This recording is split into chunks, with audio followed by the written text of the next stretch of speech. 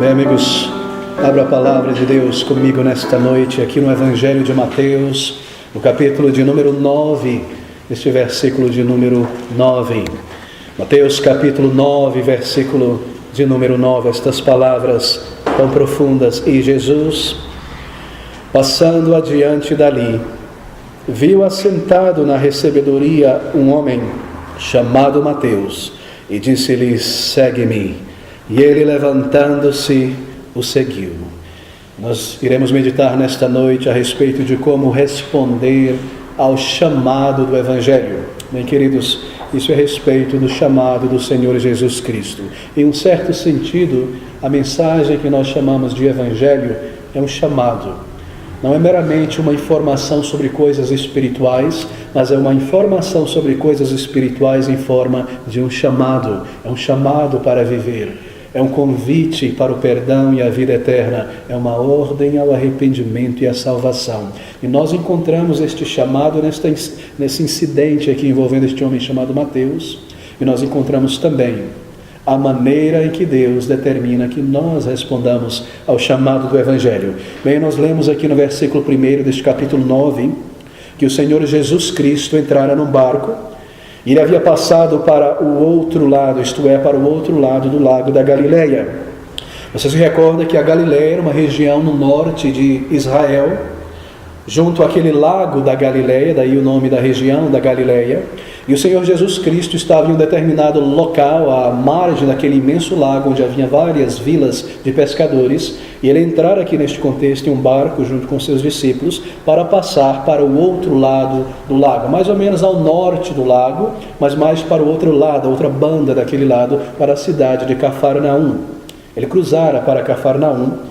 E nós lemos no contexto, a partir do versículo 1, que ali ele realiza um milagre de cura, tão bem conhecido por todos nós, quando ele cura aquele homem paralítico de nascença. Cafarnaum era uma cidade muito bem conhecida em Israel. Era a cidade de Pedro, onde morava André, ali próximo também, em Betsaida, outros discípulos. Cafarnaum era uma cidade muito famosa na antiguidade, apesar de muito pequena, porque junto àquela cidade passava um caminho chamado de Via Maris, ou a via à beira do mar. Era uma rota comercial que conectava o Ocidente, a Ásia, a Grécia, aquelas regiões do Ocidente, com a Mesopotâmia e também com o Egito, uma espécie de bifurcação, descendo e passando ali por Cafarnaum, beirando ao mar Mediterrâneo, até chegar por aquelas regiões do Egito, então o sul da África. Era uma rota muito famosa, onde muitas mercadorias passavam e havia um grande comércio ali. Havia mares, havia internacional, os romanos conheciam tão bem, os mesopotâmios, os egípcios, nações cruzavam aquele mundo antigo, passando por essa estrada tão bem conhecida. E nós lemos aqui que o Senhor Jesus Cristo realiza um grande milagre de cura, e por meio daquele milagre ele mostra àquelas pessoas, sobretudo os líderes de Israel, a sua divindade. Isso está presente na maneira como ele responde à pergunta daqueles homens. Eles diziam em seu coração a respeito de Jesus quando ele determinara, ou quando ele declarara o perdão àquele homem: perdoados estão os teus pecados. Eles disseram: quem é este homem para perdoar pecados? Somente Deus pode perdoar. E a maneira dele mostrar a sua divindade nessa ocasião foi curando aquele homem. E o que ele está fazendo é dizendo: o que é mais fácil para Deus? Ou o que é mais difícil para Deus? Perdoar os pecados de alguém? Somente Deus pode perdoar os pecados. Ou curar uma pessoa que nascera paralítica? Somente Deus pode fazer as duas coisas. E se ele podia curar aquele paralítico, é porque ele também tinha poder para perdoar os seus pecados, porque ambas as coisas somente Deus poderia realizar. E depois da manifestação desse seu poder glorioso diante dos olhos daqueles homens, nós vemos sobre a incredulidade daquelas pessoas, mesmo diante de um sinal tão visível da manifestação de Deus entre o seu povo, na pessoa do Messias que já estava ali. Ele toma o seu barco e ele cruza em direção de volta ao lado onde estava. E nós lemos aqui que, chegando em Cafarnaum, no versículo de número 9, se você está acompanhando comigo, que Jesus, passando adiante dali, viu assentado na recebedoria um homem chamado Mateus. E aqui nós temos uma declaração do Senhor Jesus Cristo dirigida a este homem chamado Mateus. Bem, Lucas e Marcos o chamam de Levi. Mas é a mesma pessoa aqui. Levi e Mateus são a mesma pessoa. Nós aprendemos que o Senhor Jesus Cristo muda o nome deste homem de Levi para Mateus, e é o próprio que escreve e registra este evangelho que nós estamos considerando nesta noite, o evangelho de Mateus. Ele estava sentado na recebedoria de impostos, porque a nação de Israel, você se recorda, estava sob o jugo romano e pagava imposto àquela nação, ao Império Romano. Mateus era um cobrador de impostos, alguém que trabalhava sob a autoridade e o direito do Império Romano. Nós lemos lá no capítulo 10, se você virar a página comigo, no versículo de número 3, que o seu ofício ou profissão, naquela época ainda, era de ser um publicano, um coletor de impostos. Por aqui ele próprio menciona o número de alguns discípulos, e o seu, Filipe, Bartolomeu, Tomé e Mateus, o publicano. Publicano, esse era o ofício daquele homem, Mateus. É muito interessante considerar isso. Publicano era um título dado pelo Império Romano, alguém que trabalhava para o Império Romano. Eu tenho certeza que você talvez se recorde ainda que vagamente sobre essas questões da ordem social no Império Romano, na Antiguidade, não é? Publicanos, do latim, singular, ou publicani, no plural. E Mateus era um desses. Roma, você se recorda, dividia a sua sociedade em hierarquias sociais. Eu não vou tomar muito seu tempo com esse contexto histórico, mas é importante para nós percebermos o que está acontecendo aqui. E aquele império dividia os seus cidadãos e aqueles que estavam sob o seu jugo em classes sociais. E os publicanos eram uma dessas classes sociais que pertencia à classe social elevada. Não o ranking mais elevado, mas o segundo dos rankings. Primeiro estavam os chamados patrícios, eram homens e mulheres livres, cidadãos do Império Romano, por nascimento, por terem comprado o direito à cidadania, como o apóstolo Paulo, por exemplo.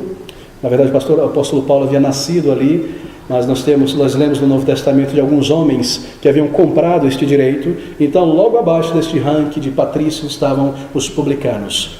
Um publicano no Império Romano era, na verdade, alguém que tinha um contrato público com a República Romana e, posteriormente, o período do Império, daí publicano.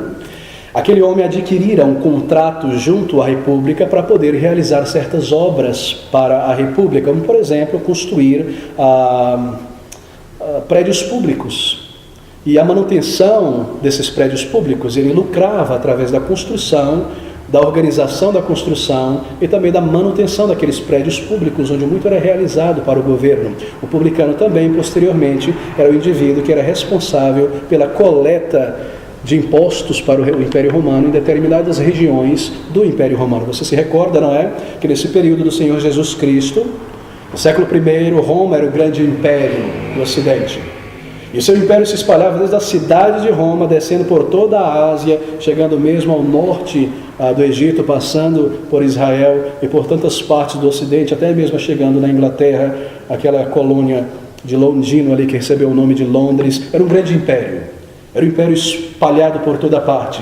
E as pessoas que estavam sob o domínio daquele império estavam sob o jugo daquele império chamado de a Paz Romana, ou a Pax Romana. E a ideia daquele império era que as pessoas que estavam sob o seu jugo poderiam ter a sua liberdade de culto religioso em seus países, não como antigos imperadores que dominavam não só a sociedade, mas impunham a sua religião. Roma foi muito astuta em perceber que mexer com a religião das pessoas é como mexer com a caixa de abelha. Então ele lhes permitia ter a sua religião, mas deveriam viver sob o jugo de impostos. E assim nós aprendemos que um território dominado pelo Império Romano lhe pertencia. E as pessoas que viviam nesses espaços geográficos pertencentes ao Império Romano deveriam pagar impostos ao Império, porque tudo o que era produzido da terra pertencia ao Império que dominava a terra. Assim os peixes, as plantações, toda a mercadoria que entrava nas regiões pertencentes ao Império Romano deveria ser cobrado imposto pelo Império Romano. E Israel, você se recorda, estava nesta época ainda sob o domínio romano e devia tributo em todas as mercadorias produzidas naquela terra e tudo que entrava ali. Nós lemos que Roma dominava e controlava esse sistema de imposto que era muito bem organizado e muito bem calculado. E eles usavam um grande, imenso número de agentes em toda parte para coletar esses impostos, em cada parte onde o império estava representado. E Mateus, Levi, era exatamente isso. Ele era um agente do Império Romano, um publicano que tinha um contrato com o Império para ter o direito de coletar os impostos, dos quais ele tirava também a sua parte, e muitas vezes desonestamente. Mateus era um desses agentes, assim como Zaqueu, você se recorda? Haviam 3 postos de coletoria de impostos em Israel. Um era em Cafarnaum, no norte, na Galileia, outro era um pouco mais ao sul, em Jericó, do outro lado, lado a oriente do Rio Jordão, e um outro era em Cesareia, junto ao mar Mediterrâneo. E para ser um agente dos publicanos, bem, você precisava de um bom relacionamento com aquele império, você precisava falar o grego e o latim, e você precisava ser um amigo de César, um promotor dos interesses do Império Romano. E assim você teria o direito de explorar a coleta de impostos, mas isso não era algo gratuito, isso era o que você teria que comprar com grande sumo de dinheiro. E estes homens, e Mateus era um desses agentes, e é exatamente isso que nós lemos neste versículo de número 9 do capítulo 9, que Jesus, passando adiante dali, viu assentado na recebedoria de impostos um homem chamado Mateus. Que palavras interessantes. Ele passara por ali e ali estava aquele coletor de impostos. Bem, Mateus estava sentado na recebedoria ou coletoria. A recebedoria ou coletoria era o lugar para onde as pessoas vinham pagar os seus impostos devidos.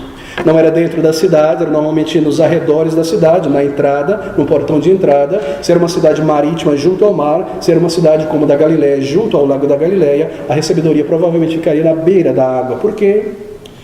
Para que o imposto fosse colhido dos peixes e pela via mares, tudo que entrava por ali de coleta plantada na terra, todo o produto da terra era romano, vegetais, frutas, madeira extraída, couro dos animais, alimentos de todos os tipos.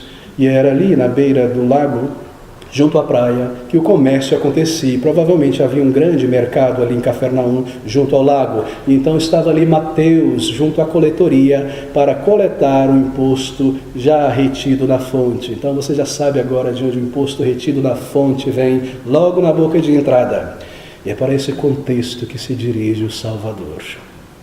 E nós lemos que o Senhor Jesus Cristo, passando adiante dali, viu assentado na recebedoria um homem chamado Mateus. Oh, amigos, não leia nenhuma coincidência nessas palavras. Não foi por acaso que ele saiu daquele milagre, não sei para onde ir, vou beber um pouco d'água e encontrou Mateus. Ele sabia para onde ele estava indo. Ele se propôs ir em direção a Mateus. Ele conheceu Mateus antes da eternidade. O Senhor Jesus sempre se movia, sempre andava baseado em um plano. Não havia nada de coincidência ou por acaso no que ele fazia. E ele se dirige de propósito para encontrar Mateus ali naquele lugar. Bem, nós lemos sobre os publicanos. Deixa-me delongar um pouco nisso aqui. O caráter de um publicano não é algo muito estimado em Israel. O coletor de impostos era alguém de pouquíssima popularidade no império, melhor, na nação de Israel, porque era considerado uma espécie de um traidor da nação. Pense comigo, ali estava um homem judeu, pertencente àquela nação, que trabalhava para o inimigo. Ele era considerado a escória da sociedade. Mateus, Zaqueu e todo publicano operando em Israel, ele era considerado tão horrível e tão mau que nós lemos que quando um fariseu queria acusar o Senhor Jesus Cristo, dizia que ele andava com pecadores e publicanos. Um publicano era colocado nessa classe social de pária da sociedade. Eles não poderiam ser magistrados em Israel, fazer parte do conselho do Sinédrio. Eles foram banidos da sinagoga, assim era Mateus. A sua oferta não poderia ser recebida no templo ou na sinagoga. Nenhuma boa obra poderia ser feita por ele ou aceitável diante dos rabinos. Ele não poderia ser uma testemunha em um tribunal em Israel. E embora rico, era desprezado. E embora avultado em bens, era odiado e também temido pelo povo. E os escribas, eles especificam em suas tradições, isso não está na Bíblia, mas isso era tradição desenvolvida pelos escribas e fariseus, que você poderia quebrar uma promessa dada somente a 3 grupos de pessoas: a um assassino, a um ladrão e a um publicano. Eles eram odiados, eles eram desprezados, eles eram rejeitados, homens que trocaram a sua honra e a sua dignidade por dinheiro. E você sabe muito bem do que eu estou falando quando você acompanha os noticiários em nossos dias, e você percebe o sentimento das pessoas a respeito deste homem, Mateus. Um homem que jogou a sua religião pela janela, por uma posição social, E os judeus desprezavam os gentios, os romanos, e detestavam o sistema de impostos, e por consequência os cobradores de impostos eram a materialização do mal em Israel e da opressão. Ver aqueles homens andando em púrpura, em linho, ricos para cima e para baixo, eles eram os traidores da nação, porque eram judeus, e como judeus tinham se alinhado ao opressor. Se você puder imaginar isso por um momento, talvez transportando a sua imaginação da antiguidade para a idade moderna, do período da Segunda Guerra Mundial, ele está aquela nação judaica, mais uma vez, nos campos de concentração, sendo oprimida por Hitler, aquela nação, aquele partido vermelho da Alemanha, e ali mesmo entre aqueles crápulas do exército alemão, estavam na verdade certos homens judeus que eram aliados nas fileiras dos alemães para maltratar aqueles prisioneiros judeus. E você vê nos documentários eles com seus cacetetes, um pequeno símbolo branco em seu braço, eram chamados de capo. Eram judeus, mas que eram instrumentos na mão dos alemães para oprimir o seu próprio povo em troca de cigarro e um quarto com um travesseiro e alguma coberta. E aqui está Mateus, o traidor de sua nação, um homem que por causa da estigma em que operava e trabalhava, era um homem cheio de ira em seu coração. Nenhuma pessoa que respeitasse o seu caráter e a sua dignidade tomaria o ofício de traidor em sua nação.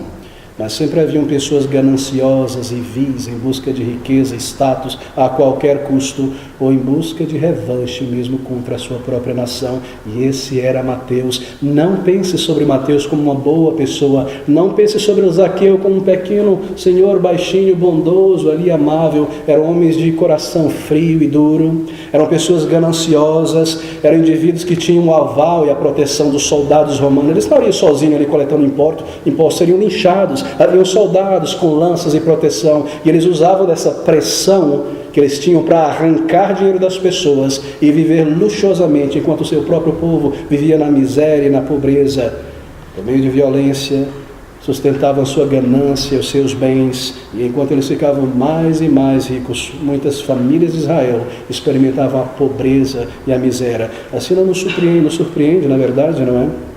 Nos surpreende bastante ouvir essas palavras no versículo 9, que quando ele ouviu o Senhor Jesus chamando, segue-me, ele simplesmente se levantou e o seguiu. Amigos, eu creio que não há na Bíblia, em toda ela, o registro de uma resposta dada ao Evangelho mais veloz do que a resposta de Mateus. E o que nos interessa nesta noite não é conhecer o contexto histórico dessas coisas, mas é saber o que levou este homem tão cheio de si mesmo, tão apegado a bens materiais, tão arrogante, duro e frio espiritualmente, a responder de uma maneira tão decisiva, tão pronta, tão rápida, ao simples chamado do Senhor Jesus Cristo em uma única palavra: segue-me. Que palavras tremendas estão aqui. Ouça comigo mais uma vez, no versículo de número 9. E Jesus, passando adiante dali, viu assentado na recebedoria um homem chamado Mateus,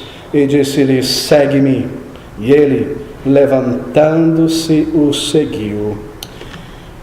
Bem, eu creio que a resposta a essa pergunta é que Mateus possuía de fato uma alma, embora alguns cínicos parecem duvidar. Ele era um judeu, e como todo judeu, ele tinha sido criado na sinagoga, ouvindo a respeito da lei, e ele conhecia de coração os mandamentos e muitas passagens dos profetas. Ele crescera sob a instrução da lei. Ele crescera entendendo o destino para o qual aquela nação fora separada por Deus e a maneira como Deus tinha lidado com seus pais e os seus antepassados. Ele sabia muito bem aquilo que as outras nações entendiam e percebiam sobre a nação de Israel. Israel como uma nação cujo Deus era o Senhor e a tinha abençoado por tantos e tantos séculos. A sua alma certamente estava perturbada, porque embora houvesse esse conhecimento sobre o propósito para o qual sua nação fora criada, ele próprio via o estado de sua nação e da religião daquele povo, e o seu próprio estado distante de Deus. Porque você não pode andar distante de Deus e ainda assim ter paz dentro de tua alma, e pecar contra Deus e ainda assim ter alegria e satisfação. Você pode desfrutar dos teus pecados, Você pode se indulgir e se entregar a Ele, mas você não terá uma satisfação duradoura, uma satisfação permanente dentro de você. A ganância daquele homem certamente feria a sua consciência. Ele sentia-se um traidor, ainda embora ele odiava os rótulos que recebia daquele povo e daquela nação. Fazendo parte de um sistema que envolvia desonestidade, ele extraía mais das pessoas do que era justo de acordo com a lei do império que se impõe sobre aquele país. Ele vivia em riqueza e em luxo enquanto o seu povo padecia provação. Provavelmente um homem malicioso. Provavelmente um homem entregue a deleites, provavelmente um homem que sabia como manipular o sistema para tentar tirar a sua pele debaixo dos holofotes e se safar dos processos nos tribunais. Ele sabia muito bem como agir e como se portar para manipular a lei de modo a crescer e prosperar e usar as cartas que tinha em sua manga para oprimir e se safar em qualquer situação. Diferente dos fariseus e dos saduceus hipócritas, ele não se justificava por suas obras porque ele não tinha nenhuma. Ele rejeitava a religião em seu coração, mas a convicção de pecaminosidade certamente já tinha tomado lugar em sua alma. Ele deve ter em algum momento se reconhecido diante de Deus como um pecador, a sua consciência não deveria calar dentro dele. Nós lemos sobre uma parábola onde o Senhor Jesus Cristo fala sobre um publicano no templo e como aquele publicano orava: Senhor, tem misericórdia de mim, pecador que sou. E aqui está o exemplo de um pecador. Eu creio que neste ponto já um pecador convicto de seus pecados diante do Senhor. E é isso que está por trás da resposta tão veloz que Mateus dá ao chamado do Senhor Jesus Cristo. E ele, levantando-se, o seguiu. Queridos, nós estamos falando nesta noite a respeito de responder à mensagem do Evangelho do Senhor Jesus Cristo. Mas eu preciso te advertir que enquanto você não encarar a distância em que você se encontra de Deus neste momento da sua vida, você nunca irá responder ao chamado do Evangelho em Cristo Jesus. O Evangelho, na verdade, não fará sentido para você. E todas as vezes que você ouviu este Evangelho, você estará pensando sobre uma outra pessoa, não sobre você, sobre o teu vizinho, tua esposa, alguém que você conheceu no passado, que se parecia muito com Mateus. Essa palavra nunca virá diretamente a você, a menos que você chegue a este ponto de perceber quão distante você também está de Deus, antes da conversão. Porque o chamado do Evangelho é um chamado primariamente ao arrependimento de pecados. Mas se você não se considera nesta noite um pecador diante de Deus, você nunca irá responder a um chamado, porque você perceberá ou imaginará que esse chamado não é para você, porque você não é pecador. Você não entenderá essa mensagem, você não responderá a essa mensagem. E é isso que aconteceu aqui. Mateus deve ter olhado para dentro de si mesmo em algum determinado momento. E você precisa olhar também para si mesmo, assim como Deus vê. O chamado do Evangelho é um chamado para uma resposta. O chamado do Evangelho é um chamado feito pessoalmente da parte de Deus a pessoas reais como você e eu. É necessário uma convicção de pecaminosidade. Amigos, pecados são palavras que nós falamos, são atos que nós realizamos, são coisas que nós não fazemos, mas o pecado também é uma outra coisa. O pecado é um estado, uma condição, uma natureza, e nós somos pecadores diante de Deus. Nós entramos neste mundo dessa maneira, como pecadores. Quando Deus olha sobre nós e nos classifica de alguma maneira, a classificação que Ele tem sobre nós é um pecador, é uma pecadora. Diante de Deus, eu sou um pecador. Ele não olha para mim como uma pessoa maravilhosa ou boa moralmente falando. Quando Ele olha sobre nós, Ele vê pecado escrito em nossas almas, porque essa é a característica de nossa vida. Desde que nós entendemos por gente, nós vivemos e praticamos o pecado em nossos pensamentos, em nossas palavras, a rebelião em nós, a desobediência, a mentira, a malícia, a ganância. Essas coisas simplesmente elas se cristalizam e se tornam mais fortes e mais visíveis conforme o tempo passa. Assim nós vivemos em pecados, porque nós somos pecadores diante de Deus. É exatamente esta a mensagem da palavra de Deus. A Bíblia ensina que um homem e uma mulher é um pecador. E aos olhos de Deus, cada um de nós, neste local, nesta noite, somos pecadores. Você já se deu conta disso? Que nenhum pecador, a Bíblia ensina, pode entrar no céu porque estragaria o céu? É necessário honestidade espiritual. É necessário olhar para si mesmo. É necessário abrir o livro da tua vida e ler os teus atos e a maneira como você tem vivido neste mundo, não diante dos teus amigos, mas diante daquilo que Deus exige e comunica em tua consciência sobre a maneira que você deve viver. E cansar-se de desejar agradar a Deus por meio de supostas boas obras e perceber que o câncer do pecado é como uma coisa que avança continuamente dentro de nós e realmente ter uma convicção de que eu sou um pecador e que eu necessito de um Salvador. É muito difícil crer, às vezes, no testemunho de certas pessoas na televisão de sua conversão, porque embora elas falem coisas tão belas e maravilhosas sobre o cristianismo e a fé do Evangelho, você simplesmente não consegue enxergar nem com a lente na vida delas um sinal de uma pessoa que foi transformada por Deus. O pecado ainda é um amigo íntimo. O pecado é um parceiro contínuo, dia e noite. Quando deito a cabeça no meu travesseiro, ali está meu amigo, o pecado. Quando eu me levanto pela manhã, eu vou encontrá-lo. Quando eu entro no meu carro, estou conversando com ele. Quando eu volto para minha casa, o pecado me acompanha. Eu vivo em pecados. É por isso que eu sou um pecador. E é assim que Deus me vê diariamente. Ontem eu pratiquei pecado. Hoje eu pratico pecado. Amanhã eu praticarei pecado. Eu vivo na prática do pecado. E a palavra de Deus diz que aquele que é nascido de Deus não vive na prática do pecado. Mas nós somos todos pecadores diante de Deus. E necessitamos da sua graça. Há um perigo na convicção de pecado. Eu tenho visto isso acontecer muitas vezes com muitos amigos que têm passado por aqui, que é o de achar de que porque eu estou convencido de meus pecados, isso é suficiente para Deus. Simplesmente estar convencido que é verdadeira a mensagem da palavra de Deus quando ela diz que eu sou um pecador, não é suficiente para Deus, para a minha reconciliação com Ele. Sabe o que é o perigo aqui por trás disso? É o perigo de chegar até a porta e não entrar por ela. É necessário arrependimento diante de Deus e confissão de pecados diante do Senhor. É necessário virar as minhas costas para a minha velha vida de pecado e pedir ao Senhor por uma nova vida, um novo caráter, um novo começo. Reconhecer que eu sou um pecador não é suficiente, é necessário vir a Ele como um pecador. É por isso que eu mencionei no início que a mensagem do Evangelho não é simplesmente uma informação que me diz algo, mas uma informação em forma de um chamado. E este é um chamado ao arrependimento. Este é um comando à fé no Salvador Jesus Cristo. Mateus, como um judeu que era, conhecia as profecias a respeito do Messias no Antigo Testamento. Nós sabemos disso porque você encontrará em seu Evangelho 65 citações do Antigo Testamento. E ele escreve o seu Evangelho a respeito de Jesus para o povo judeu. É por isso que você vê tantas citações. Ele conhecia sobre o poder do Messias, os milagres e as curas. O maior número de milagres registrado no Novo Testamento está no Evangelho de Mateus. Nós temos o ensino do Senhor Jesus Cristo dirigido aos judeus, está contido no Evangelho, e é bastante provável que Mateus já tinha, nesse momento da vida, se encontrado com o Senhor Jesus Cristo anteriormente.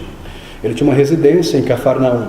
E nós lemos que o Senhor Jesus Cristo também tinha se estabelecido ali. Esta era a sua cidade, não Nazaré. Ele deixara a sua mãe aos 30 anos de idade e se mudara para aquele local. E ali ele tinha uma casa também junto com Pedro, provavelmente ali passando tantas e tantas vezes. E ali estava Mateus. Ele ouvira o Senhor Jesus Cristo pregando.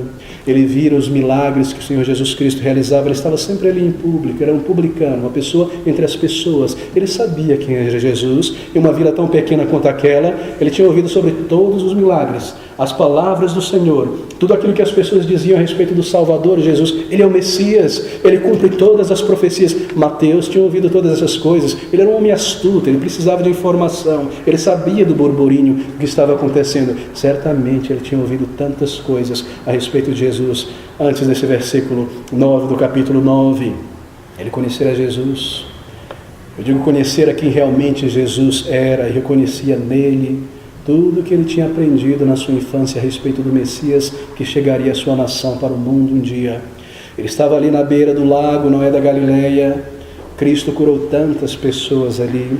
Ele provavelmente estaria junto com aquela multidão que na beira daquele mesmo lago, só que em uma outra cidade, quando Jesus Cristo pregara o maior de todos os sermões já pregados, chamado Sermão da Montanha. Certamente ele ouviu aquele sermão ali em pé, quando Jesus falou palavras que nenhum homem jamais proferiu sobre a face da terra naquele sermão.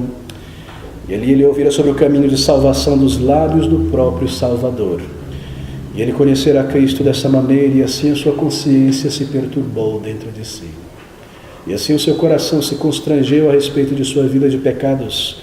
E então, meus amigos, ele estava agora pronto para ouvir do Salvador esse convite e este chamado de perdão. E você, nesta noite, você já está pronto para responder ao Evangelho? Você já está pronto para se levantar da tua complacência espiritual e seguir a Jesus como Ele é, um Salvador de pecadores, e vir a Ele como um pecador? Você já se encara como um pecador diante do Senhor? Ou tudo isso é uma questão de conjectura teórica? Eu sei, eu não sou perfeito, eu cometo alguns pecados. Você já viu através de si mesmo? O Senhor já colocou esse espelho diante de você. Nós somos pecadores diante de Deus. E antes de podermos responder ao chamado para o perdão, é necessário esta convicção de pecaminosidade. Mas ouça o que o Senhor Jesus Cristo disse a este homem, versículo 9 ainda. E Jesus, passando adiante, viu assentado na recebedoria um homem chamado Mateus, e disse-lhe: segue-me, segue-me. Que palavras, não é? Esse é um chamado para seguir a Jesus, e não para seguir uma religião. Ele disse: segue-me, venha a mim. Vir a Cristo não é vir à frente de um altar, responder ao chamado de um pastor, ou repetir uma oração ao final de um panfleto, ou se engajar na religião. Vir a Cristo é vir a Ele como uma pessoa, o Salvador. Jesus Cristo, meus queridos, é o cristianismo. Jesus Cristo é a palavra. Vir a Jesus Cristo é vir aquilo que Ele ensinou. E se Ele disse que eu devo me arrepender, vir a Cristo é me arrepender diante dEle. E se Ele disse que eu devo crer nele somente e vir a Ele, vir a Jesus Cristo é vir aquilo que Ele ensinou. E eu venho como um pecador, e eu creio, e eu coloco toda a minha fé e minha confiança nele somente para a minha salvação. Isso é vir a Jesus Cristo. Porque foi dada a Jesus Cristo, não a sua mãe terrena Maria, nem aos seus discípulos, nem aos seus servos, o direito e o poder de perdoar pecados. Você se recorda dessa instância anterior a essa mencionada, no milagre da cura de um paralítico? Ele disse aos homens: para que saibais que o Filho de Deus, Ele mesmo, Jesus, tem na terra o poder de perdoar pecados. Então Ele realiza este milagre. Foi dado somente a Jesus Cristo. Os seus discípulos posteriormente, os apóstolos somente, e mais 2 homens no grupo apostólico tiveram o poder de realizar muitos milagres, mas nunca lhes foi dado o poder de perdoar pecados. Muitos homens e mulheres foram abençoados por Deus como instrumentos na mão de Deus para falar do amor de Deus, mas eles nunca tiveram a autoridade e o poder para perdoar pecados, porque somente Jesus Cristo alcançou os méritos para perdoar os pecados. Meus queridos amigos, a barreira que nos separa de Deus e do céu e de um relacionamento com o Senhor é uma barreira tão intransponível de pecados. Cada pensamento, cada ato, cada rebelião íntima no coração contra o Senhor, tudo isso acumulado ao longo de anos e anos diante do Senhor, com a montanha acumulada que nos separa de ver a luz e a verdade e de um relacionamento com o nosso Deus. Jesus Cristo, o Salvador, Ele veio a este mundo para lidar com o problema do pecado. Foi para isso que Ele veio. Você sabe que Jesus Cristo foi a única pessoa que nasceu para morrer, que nasceu sabendo que iria morrer, que em toda a sua vida Ele caminhava em direção àquela cruz para morrer ali como um sacrifício no lugar de pecadores. É por isso que somente Ele pode dizer: segue-me para a vida eterna e para o perdão. Nenhum pastor ou religião pode te auxiliar. Eu não posso te auxiliar nesta noite como Jesus pode, mas a maneira que eu posso te auxiliar é te dizer: ouça o que Ele tem a dizer e creia nele. Você se lembra de Maria, a mãe do Salvador? Não a mãe de Deus, porque Deus não pode ter mãe. Se tivesse, Ele não seria Deus, seria uma criatura gerada. Mas o ventre que trouxe o Salvador, por meio do qual Ele trouxe a sua humanidade para este mundo. Um dia, naquela grande festa das bodas, ali logo no início do ministério do Senhor Jesus Cristo, nós lemos que o Senhor estava ali com alguns dos seus discípulos e Maria estava ali. E nós vemos que aquele vinho, não é? Aquele suco de uva fermentado em grande quantidade se acaba, e que há um burburinho no local, vergonha entre o casal que não tinha provido o suficiente. E eles sabiam sobre o Senhor Jesus Cristo que estava ali. Eles se aproximam da mãe do Senhor Jesus Cristo, o Salvador, para perguntar a ela algo. O vinho acabou. E ela vai a Jesus Cristo e diz: o vinho acabou, como que perguntando: o Senhor vai fazer algo? E o Senhor Jesus Cristo diz: mulher, que tenho eu contigo? De uma maneira tão respeitosa, mas ao mesmo tempo uma pequena repreensão: Maria, não é chegada a minha hora. E ela volta e diz àqueles homens: tudo o que ele disser, fazei. É exatamente e somente e unicamente isso que Maria pode fazer por você nesta noite. Quando ela te diz: tudo o que Jesus Cristo disser, isso fazei. E nesta noite o Salvador está te dizendo no teu Evangelho: levanta-te e segue-me. E é isso que você deve fazer se você quer seguir o conselho da irmã Maria, que teve os seus próprios pecados perdoados pelo Salvador e a vida eterna com Ele. O pastor, nessa noite, tudo que pode fazer é dizer a você: meu querido amigo, não tarde em responder ao chamado do Evangelho. Levante-se dessa complacência espiritual em que você se encontra, dessa frieza, desse atordoamento na mente que não parece conseguir responder. Simplesmente clame de teu coração, diga a Ele: Senhor, perdoa os meus pecados, Senhor, transforma a minha vida, eu quero ter certeza de perdão e vida eterna. Levante-se dessa condição nesta noite, é o chamado do Senhor Jesus Cristo. Veja agora a resposta maravilhosa de Mateus. Nenhuma palavra foi dita, e Jesus disse a ele: segue-me. E ele, levantando-se, o seguiu. Lucas, em seu Evangelho, no capítulo 5, versículo 28, registra que Mateus deixou tudo para trás, se levantou daquela cadeira e seguiu o Senhor Jesus Cristo. Ele levantou-se da recebedoria, e ali ele deixou aquelas sacolas de dinheiro, e a honra que ele tinha neste mundo, e a presença dos soldados, e o status, e aquilo que muitos gostam, o temor que as pessoas tinham, a admiração que tinham por ele. Ele deixou tudo para trás, ele deixou a sua cobiça para trás, o amor por posses e por confortos materiais. Ele deixou os ídolos do seu coração de riqueza, de status, de conquista, de qualquer coisa que fosse. Ele deixou para trás aquelas coisas para render-se ao Salvador, para alcançar o perdão e a vida eterna com o seu povo. Ele deixou a falsa riqueza deste mundo que não pode satisfazer a alma de qualquer pessoa, para alcançar a pérola de grande preço que é Jesus Cristo Salvador.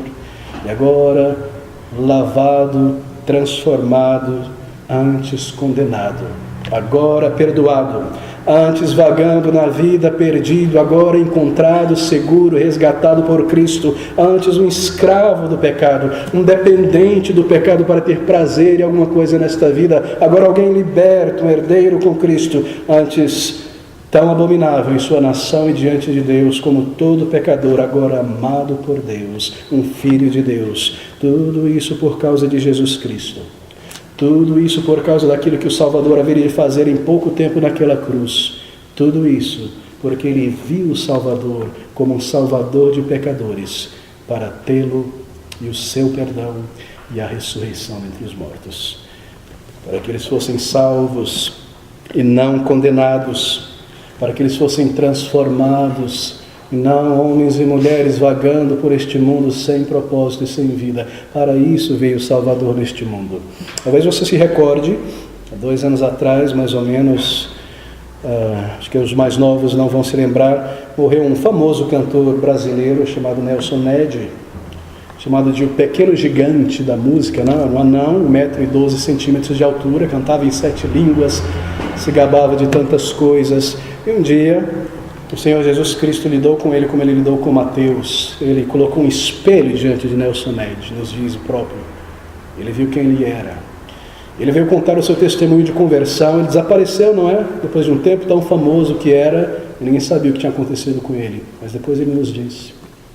Ele dizia que ele tinha carros e limousines e Mercedes, e muitas mulheres ao seu dispor. Era um homem cheio de luxúria e de ganância, e viajava pelo mundo inteiro, e tinha cantado no Carnegie Hall, tinha cantado em Los Angeles, tinha cantado em todos os países da Europa, tinha tantos discos de ouro, tinha tudo o que queria, a sua cocaína vinha do cartel de Medellín, ele tinha tudo, experimentava tudo, estava cheio de tudo, mas dentro dele havia um vazio que consumia como um verme corroendo. Aqui está Mateus. Então um dia sua filha abriu a palavra de Deus para ele. Lá naquele texto de Salmos, capítulo 51, tão bem conhecido, a oração de um pecador arrependido. Palavras. E ali ele se viu. E ali ele viu a sua condição. E ali ele clamou ao Senhor da profundeza do seu vazio para a salvação. Morreu há 2 anos atrás, mas aqui está um retrato contemporâneo de Mateus, cheio de tudo diante de si, tudo que podia ter e experimentar, todo louvor, toda adoração, todos os prazeres, todo o currículo, coisas do que se gabar. Amigos, você não precisa desejar ir por esse caminho antes de vir a Jesus Cristo. Alguém já foi e se deu mal. Aprenda a sabedoria. Aqui está o exemplo. Venha a Jesus Cristo na maneira como você está, com os teus pecados em tuas mãos, pedindo por Ele perdão e vida e paz, e Ele te dará. E você experimentará o perdão de Deus e a vida eterna e a certeza dessas coisas. Conta-se uma história que um dia ali nas cataratas do Niágara, naquela divisa do Canadá com os Estados Unidos, talvez você já tenha visto na internet, alguém foto, um exemplo estupendo, não é, da beleza e da força da natureza, aquelas cataratas tão tremendas, o som daquelas muitas águas, a imensidão daquelas coisas, que embora maravilhosas, são também destrutivas de muitas vidas, por muitos acidentes que já aconteceram ali ao longo da história. Muitos anos atrás, conta-se a história de um barqueiro e de um mineiro, que por alguma razão voltavam de algumas escavações próximas às cataratas e sempre iam com seu pequeno barco a motor, cruzando aquelas cataratas, e que em um determinado momento foram carregados por uma corrente muito forte em direção às cataratas. E levados dessa maneira, sem conseguir controlar aquele pequeno barco, aquela pequena embarcação, eles foram lançados para dentro da água, porque o pequeno barco tombou. E ali em desespero, cansando-se, nadando contra a maré fortíssima em direção àquelas cataratas, pessoas ali viram, turistas, e lançaram uma corda em direção a eles, como único meio de tentar resgatá-lo, porque se alguém pulasse, ele também seria levado por aquelas ondas. E um deles foi salvo pela corda lançada, porque ele se agarrou àquela corda com suas mãos, as suas pernas, o seu ser, a sua mente, as batidas do seu coração, os seus últimos fôlegos. Ele colocou todo o seu ser naquela corda para ser puxado dali pela multidão. Mas o outro homem que tinha entrado na água com ele, confuso, sem saber o que fazer, viu a corda, mas viu também um tronco que vinha boiando junto com as águas. E nesse momento de grande confusão, em vez de se apegar àquela corda junto com seu amigo, ele se apega àquele grande tronco boiante, parece firme e seguro, com seus 2 braços ele segura, mas ele é levado irresistivelmente pelas ondas para o abismo. O que salvou aquele homem foi uma corda que tinha uma conexão entre a situação dele e a margem segura onde estavam aquelas pessoas. Meus queridos, assim é Jesus Cristo. Jesus Cristo é esta corda que pode conectar uma pessoa deste mundo ao céu. Se você continua se apegando a esses troncos maravilhosos da religião e das tuas boas obras, por mais firmes que eles sejam, por mais gloriosos que pareçam, você será levado irresistivelmente pela onda da justiça de Deus para a condenação. Essa corda, por mais simples que ela pareça, é o único meio de reconciliação com Deus. É o único contato entre um homem neste mundo, uma mulher neste mundo e o céu, porque Jesus Cristo é o Deus que se tornou homem. É o único indivíduo que possui uma natureza divina e humana. Foi Jesus, diz aquele hino, que abriu o caminho para o céu. Não há outro meio de ir. Não querei entrar no celeste lar, se o caminho da cruz errar. Para o céu por Jesus irei, para o céu pela cruz irei. Grande é o meu prazer de certeza ter, para o céu por Jesus irei. Ouça essas palavras. E Jesus passando adiante, viu assentado na recebedoria um homem chamado Mateus e disse-lhe: segue-me. E ele, levantando-se, o seguiu. A fé tem uma conexão de salvação com Cristo Jesus. Cristo está na margem, assim por dizer, segurando esta corda, e Ele mesmo é ao mesmo tempo esta corda.